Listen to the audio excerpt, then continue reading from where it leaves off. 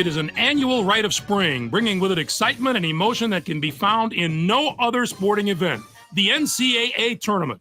Your wait is finally over, the brackets are ready, and the drama of March Madness is about to begin. Hello, everyone. I'm Greg Gumbel, and this is the NCAA Championship Basketball Selection Show, brought to you by State Farm, the #1 auto insurer. Joining me at the anchor desk, as always, my partner, Clark Kellogg. We're all set to show you the seedings and pairings, so get out your bracket sheet, get those pencils ready. Here are the basics. Of the 65 available tournament bids, 31 are automatically given to conference champions. The tournament committee hands out the remaining 34 bids on an at-large basis. An opening round game will take place on Tuesday night to narrow the field to 64 teams.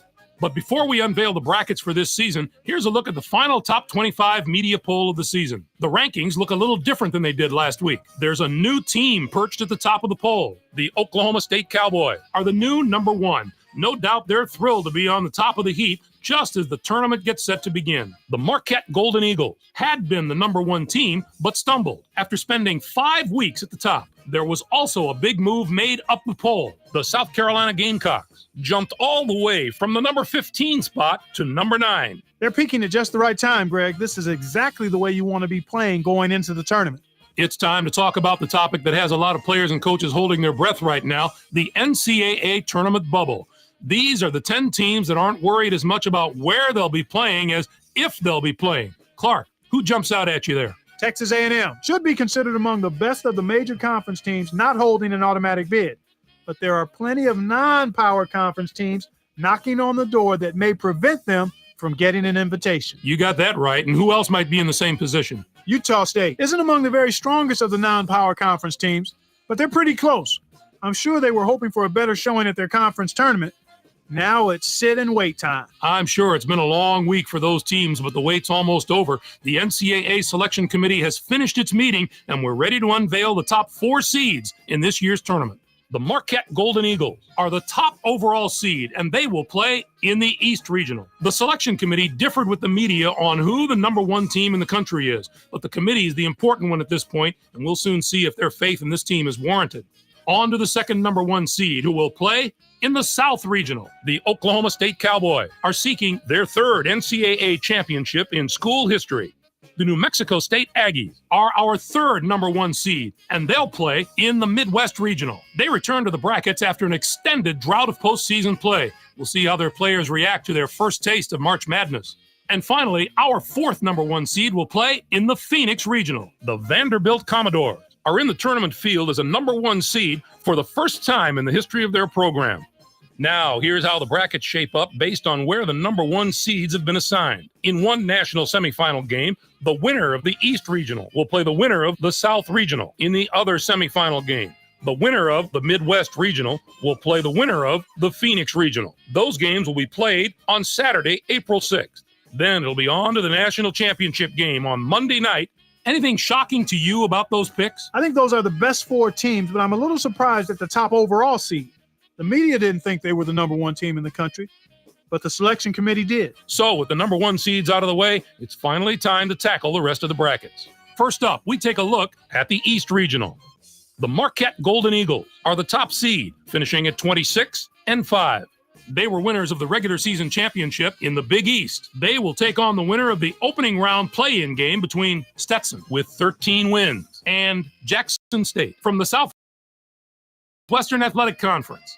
And now young Cougars come into the tournament first in their conference during the regular season and were winners of their conference tournament. They're going to play the #9 seed, the Red Storm of St. John's, who were 7th in their conference, finishing at 20-11. Washington enters the field as the #4 seed from the Pac-10. This will be their 20th appearance in the NCAA tournament in the history of their school. They'll be getting ready to face the #13 seed, the Auburn Tigers, finished the season with 18 wins. The Washington Huskies will be an extremely dangerous team in this tournament, mainly because they have such terrific veteran leadership. Coaches love when they have guys on the floor that have been around the block a few times because they don't get rattled. They play with composure. I look at the experience of this team as something that could put them over the top. Alabama comes in as the #5 seed, finishing at 21-10.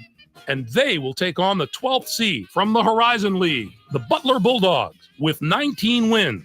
Next up is the #2 seed, the North Carolina State Wolfpack, have established themselves as one of the best teams from the ACC. They'll be going up against the number 15 seed, the Vermont Catamounts, with 18 wins. This will be their 8th appearance in the NCAA tournament in the history of their school.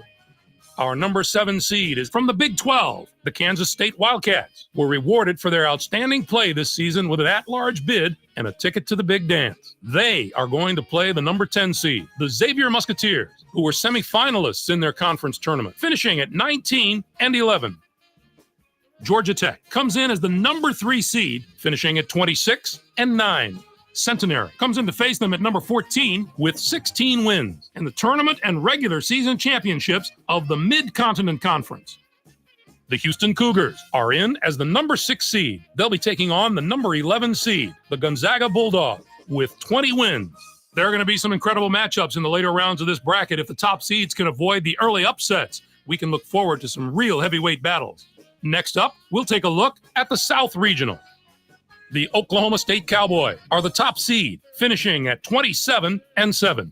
They won both the regular season and conference tournament titles in the Big 12. They'll take on the St. Francis Red Flash, the number 16 ranked team. This is their 3rd appearance ever in the NCAA tournament. Pepperdine comes in as the number 8 seed, finishing at 21-11. Ohio State comes in to face them at number 9 with 21 wins in the tournament championship of the Big 10. West Virginia comes in as the number 4 seed, finishing at 21-9. And they'll take on the 13th seed from the Colonial Athletic Association, the UNC Wilmington Seahawks, with 18 wins. Nebraska enters the field as the number 5 seed from the Big 12. This will be their 11th appearance ever in the NCAA tournament. They'll be getting ready to face the number 12 seed, the VMI Cadets. Finished the season with 20 wins. The Nebraska Cornhuskers are a team that is just so powerful and strong up front.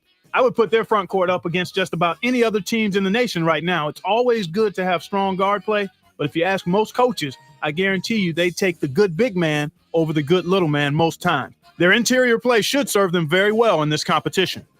Our number 2 seed is from the Big East. Next up, and now I think this could wind up onto our 3rd bracket of the. Our number 8 seed is from the A10. Cal enters the field.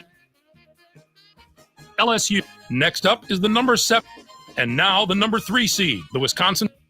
Michigan State comes in as the number 6 seed, finishing at 20-11. And they take on the 11th seed from the Big 10, the Northwestern Wildcats. It's the first question every Selection Sunday. Which is the toughest bracket? Well, this bracket looks to me like it wins that prize this year. Not only are the top seeds strong, the lower seeds can be dangerous as well. And finally, the Vanderbilt Commodores are the top seed. Next up is the number 8 seed. Stanford comes in as the Florida State. Wake Forest entered. And now the number 7 seed. Our number 6 seed is from the Big East. What a tremendous regional final we'd have in this bracket if the number 1 and 2 seeds here make it through the first 3. Clark, give us your take on the tournament's top 16 seeds. The Notre Dame Fighting Irish. Now, let's bring the conference picture into focus. The Big East gets 7 teams. The SEC with 6. 6 out of the Big 10. The ACC gets 5 teams. You got to take your hat off to the teams in the WAC. They topped the non-power conferences with the number of bids they got, and it shows you how far this conference has come. They're becoming dominant at that level. It's too bad we didn't see more small conference schools in the tournament. None of those conferences got more than 1 team in the tourney, and I don't expect any David and Goliath stories out of the teams that did get in. I'm surprised there were so few bids for the teams in the Mountain West Conference. It was an especially disappointing year for that conference. Usually We showed you the bubble teams before. Now that we know who's in and who's out, what do you think of the selections, Clark? Illinois was helped tremendously by their non-conference schedule. They played a lot of the top teams in the nation before heading into conference play, and that impressed the committee, I'm sure. While they start prepping for their first-round games, the 5 teams on the other side of the page will be full-time students again. San Diego doesn't have the major conference label, and sometimes that's going to be a knock against you when you're on the bubble. They had a decent year, but in a... All right, Clark, now